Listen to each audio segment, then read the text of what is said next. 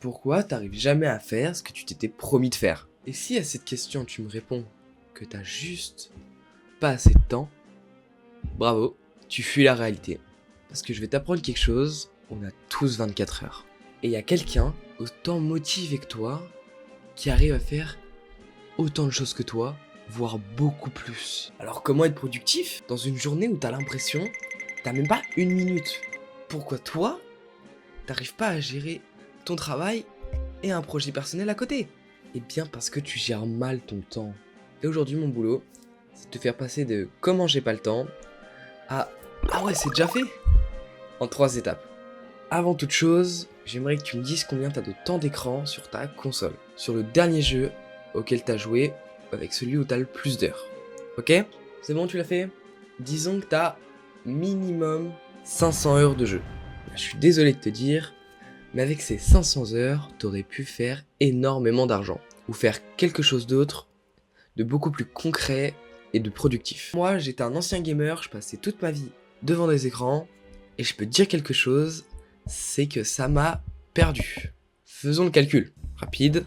Imaginons que tu as du coup fait 500 heures, payé à 12 € de l'heure en moyenne. Ça te ferait 6000 € à l'heure actuelle. Imagine de remonter dans le temps et que je te propose de payer 6000 € pour que tu appuies pendant 500 heures sur un bouton. C'est toi qui me payes. Est-ce que tu le ferais toujours? Est-ce que là, tu irais pas faire quelque chose de concret? Je te laisse réfléchir à ça, mais dis-toi que si tu as perdu ces 6000 potentiels euros, pas à cause de ton temps, c'est parce que tu ne sais pas le gérer. Alors je te conseille de bien écouter les 3 étapes qui vont suivre, ça pourrait changer ta vie. Donc là, la première étape, c'est la priorisation. Et contrairement à ce que tu peux penser, prioriser, ce n'est pas juste faire une liste, les classer par ordre d'importance. Non! Si tu fais ça, tu vas juste te retrouver avec une liste de 45 tâches, rangées un peu n'importe comment, ce qui va te faire abandonner.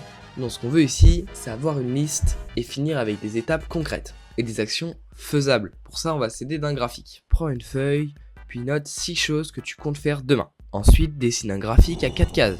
La première, c'est la case des ce qui est ni important ni urgent. Par exemple, pour un youtubeur, ce qui irait dans cette case, ce serait refaire la bannière de la chaîne YouTube. Donc pour l'instant, toutes les tâches que tu vas mettre dans cette case, tu vas totalement les oublier. La deuxième case, donc, elle regroupe tout ce que tu as à faire, qui est important mais pas urgent. Pour ce même youtubeur, ce serait quelque chose comme acheter un nouveau micro. La troisième case, c'est ce qui est urgent mais pas important. Pour rester dans l'exemple d'un créateur de contenu, ce qui irait là-dedans serait sortir le short quotidien. Dans cette case sont à faire en deuxième priorité. Juste après ce qui va dans la quatrième case, c'est-à-dire ce qui est urgent et important. Toujours dans l'exemple du youtubeur, ce qui irait dans cette case serait finir le montage d'une vidéo. Et donc, comme vous vous en doutez, tout ce qui va dans cette case est à faire en priorité, avant toute autre chose. Donc maintenant, tu as une liste des choses à faire dans un ordre de priorité.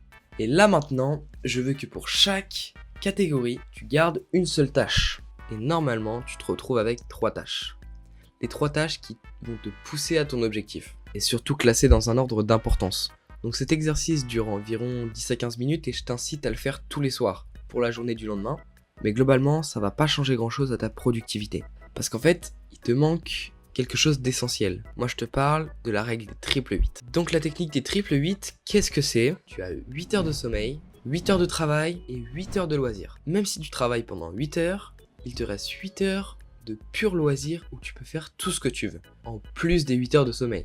Et une fois que tu sais ça, tu te rends compte que si tu as entre 14 et 16 ans, tu peux passer 6 heures dans la réalisation de tes vidéos, 2 heures à faire de la muscu, ou autre chose comme lire un livre par exemple, avoir tes 8 heures de sommeil, et quand même pouvoir jouer pendant 8 heures.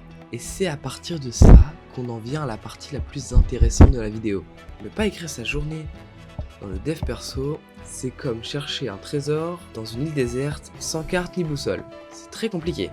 C'est pour ça qu'on veut quelque chose de clair et d'organisé. Prends une autre feuille, écris l'heure à laquelle tu vas te coucher et l'heure à laquelle tu vas te lever. Ensuite, tu vas marquer tous les moments où tu peux pas travailler, manger, doucher, t'es en voiture par exemple. Normalement, le temps total, il doit pas dépasser les 2 heures et du coup, ça te laisse 5 heures pour travailler. Parce qu'il te reste 14 heures en fait dans ta journée.